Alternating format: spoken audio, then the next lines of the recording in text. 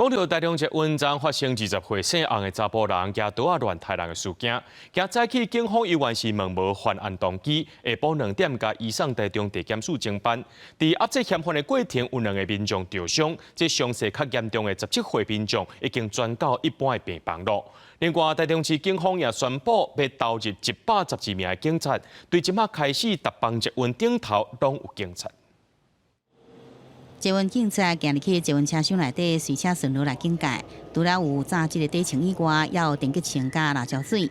台中捷运已发生夜倒杀人的事件，警方宣布即日起每一台车拢有警察随车巡逻来防护。将以班班列车有警察的勤务方式，协同捷运公司保全人员交叉巡逻，加强专责负责勤务。 台中捷运每天开出286列次，不过只有32位外勤的警力。夜倒杀人案发当时是第6分局警察新到场，捷运警察队有4个人在线顶巡逻，坐客停车随后到位。台中警方讲，即日起会有各分局加保释总队来支援112名警力随车，全线各站也赶紧来配置警用的机车，提升这个机动性。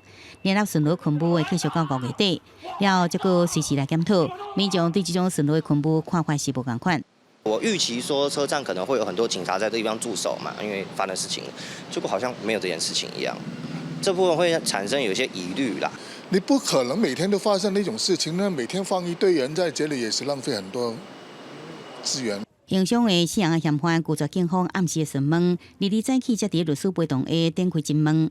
警方调查，死人的嫌犯19暗时就到台中，并且住伫西屯区汽车旅馆2暗。伊退房了后，坐客停车到中捷水岸江山犯案。3支刀是1礼拜前伫高雄路德的5金行买。警方伫下晡2点，甲死人嫌犯依照涉犯刑法杀人未遂、恐吓公共安全、伤害罪嫌，移送台中地检署侦办。犯案动机也等待检察官调查。 伊的爸母出面接受访问，祭拜向社会大众鞠躬谢谢礼，希望受伤的患者会用早日来康复。他们受到伤害比我的小孩子受到伤害更大，我希望他们都能够平安。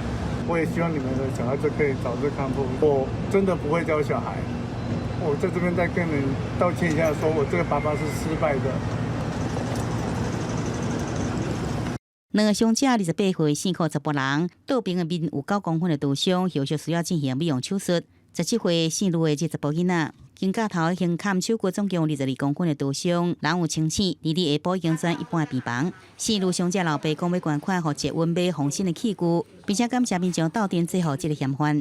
我儿子今天还可以活着，是真的是，而且是他们，那没有他们英勇的表现哦，真的我们也是家长哦，有。 不管是国小、国中、高中的家长，也不安心哈，让小朋友在做捷运。